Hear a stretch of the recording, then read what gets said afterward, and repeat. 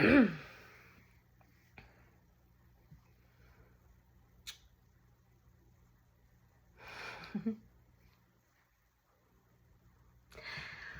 y'all ever just look at yourself and genuinely be like, God damn. Like, God damn, I look good. But also, God damn, I'm like fucking amazing. Like, I'm that girl. I'm her. I am the dream. I am. Like, how could a nigga ever fumble this bag? Like, that's just crazy. Like, why would, like,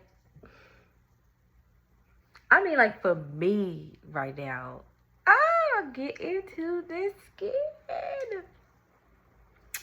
I'm gonna give myself a haircut as soon as I finish this video. But she's still giving that girl. The skin, the lips, but the aura, the energy, the intention, the work that I do, like the work that I do for myself, the work that I do to help other people, like, uh, uh. Let's get into the journey of being that girl, of arriving as that girl, and the realization of really knowing and really understanding how important you are, how vital you are to the world. Yeah, just how essential you are to this fucking earth. How much of that girl you really are. So, oh, this is not even the document that I was looking for.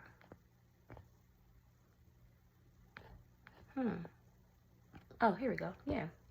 I gotta make sure I be keeping up with my notes. Because I want to make sure that I'm giving everything that Spirit has given me to share. So, I grew up, I don't know where this came from, but I grew up, I can't remember like what my mindset around who I was or how important I was, or like my self-confidence. I can't remember where that was in like my early years. But for as long as I can remember, I kind of struggled in the confidence area. From the age of at least 7 or 8, I was not very confident in myself in general. I really didn't have, yeah. Yeah. Girl, you didn't have to ask me that. Oh, okay. But I was very, this is the thing. Like, I was a light. I've always been a light. I've always been like, just had this energy about me that brought peace and that was very like kind and very like welcoming to other people. But a part of that, on the other end of that, I had no fucking clue who I was and how important I was. And so I grew up giving space to people who didn't deserve it all the time, regarding other people as more worthy or more important than myself. And yeah, that's how I kind of remember myself being from like the age of 7 or 8, is like being this really cute chocolate girl, but like when people said that, not really believing it. And I just remember feeling, you know, just like kind of lame, kind of like, I got this little ponytail. I had my little short little ponytail. My hair wasn't really long or anything like that. And so when I would do my hair myself, I would wear like this little ponytail, y'all know, and then like pull the fucking, like pull my hair so that the ponytail holder or the rubber band or whatever could like tighten. And I just used to have this little ponytail that was sticking out like this. And I just remember feeling insufficient around other people. And it's wild to me because my mom was such a light, like such an incredible being in so many ways. And she spoke life into all of her kids. Like she spoke life into me. She always let me know that I was beautiful, that I looked cute, that I was like all the things, and that I could do anything. But on the other end of it, like my relationship with my dad, and like what my relationship with like father figures looked like in general, was very confusing. It was very like spotty. It was very like, I got a dad, but like I don't really have anybody. I don't really have a man who's like showing up in my life in terms of like, you know, somebody who I could like have honest conversations with, or who I could go to for advice, or who like I had this like relationship of protection, or like what do you call it, like fathering. Like I didn't really have anybody. Like I had, you know, it's weird. There was really, I didn't really have, my father wasn't really like fathering me at that time in the way that that, you know, I envision a father should be fathering his child. So I didn't have a man there being like, that's my daughter. Like, you are so beautiful. You are so, you know, like I'm trying to be careful about my words, because I had that, like I had a dad, but it was not like an everyday consistent kind of relationship. And so I feel like maybe that's a part of it, but I don't know. It's interesting. And so, I grew up with the understanding that I was like intelligent. I knew I was pretty smart. I was aware of that. But I didn't have a fucking clue about like how beautiful I was, or how capable I was, or how powerful I was. Anything like that. Even though I had people speaking life into me. And then like when I got into the church, that was kind of where I was really surrounded by people who saw the light in me, and God used my involvement in the church to bring out, like to bring forth all of the good things, all of the light, all of the like, you know, like you're that girl, like all of that came out in church. Like I realized that I was excellent at speaking out loud in front of audiences, and I realized that, oh, this is something that I really want to do. I realized that I was an excellent dancer, and I, you know, had a powerful way of captivating people and like translating the word of God through dance to people.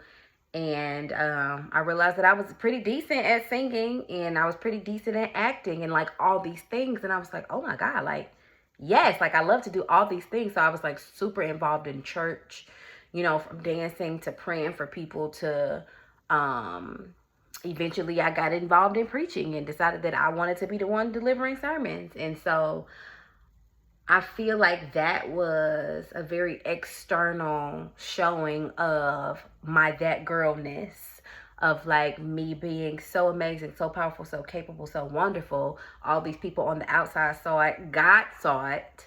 And I knew that through God, I was very powerful. And through Jesus, I could do anything. And through the word of God, that all things were made possible for me. But at the same time, I didn't have any knowing of that outside of the church. I didn't have any, like, I guess I couldn't imagine myself living up to that outside of the church. And so that was a beautiful season of my life where I like practiced all these things, and I showed up in these grand ways.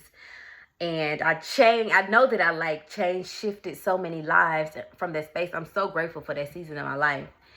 But I still can't honestly say that I was a very confident person during that time in my life. You know, I was confident in Jesus and Jesus's ability to work through me, but confident about Shira, not so much. And so then like going into like transitioning from high school into college, I kind of started like developing, well, I guess in high school too, like I kind of started developing my own sense of style, and realized that, okay, I really like colors. I really like bold looks. I really like to stand out. Like I like that. I started learning those things about myself, because I'm like, bitch, I'm gonna go get my yarn braids. I'm gonna go get my I don't even know whatever the fuck hairstyles we was wearing. But you know, like I'm doing all the things and I'm standing out. And I feel like that was a little bit of like that girl speaking to me like, girl, you don't gotta look like nobody else. Like, bitch, fuck them girls in middle school who said that you was not that cute, or them boys who rated you a 5 on a scale of 1 to 10. Like, fuck them, girl. You know, so I started kind of like finding my own vibe or whatever. And then transitioning into college and getting ready to graduate from college, that's when I started tapping into things that really made me feel free. As I found my way, like kind of separating from the church a little bit. I think I talked about this before, like when my mom was getting ready to physically pass away. I started growing tired of the church and started growing like bored with it, and just like kind of like, I don't want to do that. Like, I could go spend 4 or 5 hours praying, but I don't want to do that. And I became like super curious about like what me, Shira, as an individual was interested in. And so, yeah, that's what I started pursuing. Right after my mom died, I graduated from college, and I was living in Chicago. You know, you got all this color, you got all this life around you. I'm just like, oh, let's go, let's live. And I truly feel like the moment my mama passed, she gave me wings and she was like, girl, fly. Like, be free. Go be Shira. Go be who Shira really is. Go be a 22-year-old. And that's what I did. You know, I think I had cut my hair off before, but I had ended up cutting my hair off. Oh, wow. I didn't realize that. But the year she died, I cut my hair off again. Did I? Okay, it wasn't the year that she died, but it was maybe like a couple years after that I cut my hair off again, and then I went backpacking and I did all these things. Went to grad school and I traveled to all these places, went to all these countries, and I feel like that's when I was like, oh, like this is who I am. This is who she is. And yeah, I feel like all of those experiences gave me a very big palette for like my own identity and like who I am and how I show up in the world. I'm bold and I'm colorful, and I love that about me. And I love the fact that I can go to a country that I've never been to before, and I don't even speak the language, and I can attract people. Like, I can, like, bitch, you girl, right? And so now in the season of life that I'm currently in, it's been a shift, because if you've been following me for a while, you saw when I was like in all these countries from city to city, plane hopping, and you saw that transition from the girl who was plane hopping, who had this travel job, who was in this country, that country, multiple countries a year, and then attracting, I literally manifested my husband, bringing him forth, calling him forth, and having him manifest. And then doing this back and forth, like to Barbados and to home. And then getting married. So it's like the way that I was living like this physically big, wild, free, kind of like unsettled lifestyle, it started decreasing like month after month, year after year. Getting married and then getting pregnant and having a baby. And so my life now looks so different, and it's taken me a few years to grieve that life and to grieve who that girl was. But I am learning, oh my God, I'm learning every day how important it is for me to be in the space that I'm in and to be still.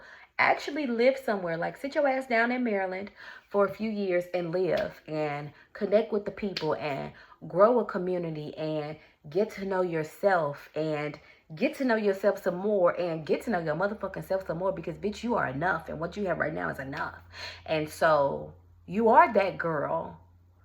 And you also don't need to go outside of yourself. You don't need people in the church telling you that how important you are. You don't need to be plane hopping and country hopping and meeting all these people to figure out how cool you are. No, you're going to sit your ass down right here in Maryland, at the crib, at home, and live a lifestyle of, I go to work, I work my brand, I hang out with my family. Like, that's the lifestyle that we're going to live, because it's important for you to tune into yourself and tap into the beauty that is you. Tap into the beauty that is Shira, without all the chaos, without all of the moving around, without all of the outside validations. And so I know, I feel like I know, and I believe that that is the space that I am in right now for a reason. And so I'm also in a very pivotal moment in my life where I remember being on the edge of this last year, and I chose to make a decision that limited me, that kind of stunted my growth. And I'm grateful that I made that decision, because now I know more than I know. I know more than ever that it's up to me to decide what life I want to live. But more than that, it's up to me to decide to make the hard decision to, like, do some crazy shit, do some shit you might then see yourself, having to do, like making hard decisions in order to live this life of freedom and this life of purpose and this life of being able to travel whenever the fuck I want, and being able to make connections all over the world, and being able to do the work that I love, and allowing that shit to pave the way for me. And so that's where I am on my journey of being that girl. And what I realized is that by doing the work of loving on myself, unlearning a lot of the things that I learned about my relationship to self, and just taking the time to be intentional about growing my relationship with my motherfucking self, I'm learning that by doing that, I get to heal the generations that came before me. I get to help heal the generations that came before me. And I'm even thinking about my mom and, like, how she showed up in the world, and wondering, like, if some of that lack of confidence could have came from some shit that she was navigating while she was here on earth, or some shit that she was navigating while I was in her womb, or some shit that her mom or her mom's mom was navigating. And just realizing how fucking monumental it is for me to be like, oh, I'm gonna do a confidence practice for the month of May. Like, that shit is so fucking healing to the generations before you and to the generations that will come after you. And I'm honored to be on this journey, and I love that for me. Because I'm that girl, period. It's just that I'm that girl. Like, there's nothing I can do about it. I'm just her. But yeah, let me see. What else? Yeah, so I feel like right now the point is for me to hone into who I am outside validation, external validation, and what people on the outside have to say. And knowing and believing that I'm her, because I have some really big shit, like a really huge purpose, really big shit that I am bringing forth in this lifetime. And in order for me to be able to do that fully and unapologetically, I have to walk in the knowing that I am that girl. I have to believe in myself. My confidence has to be on 10,000. And so that's how I know that, like, timing is every fucking thing. Because if there has never been a time, the time for me to fucking catapult and to, like, fucking take off is now. It's on the horizon. And so, yeah, I'm excited to be in the practice of the realization that I am that girl. And I think that it's important to note that us doing this work is about so much more than just, oh, I just need to be confident. I need to be more confident. I need to, I should just love myself.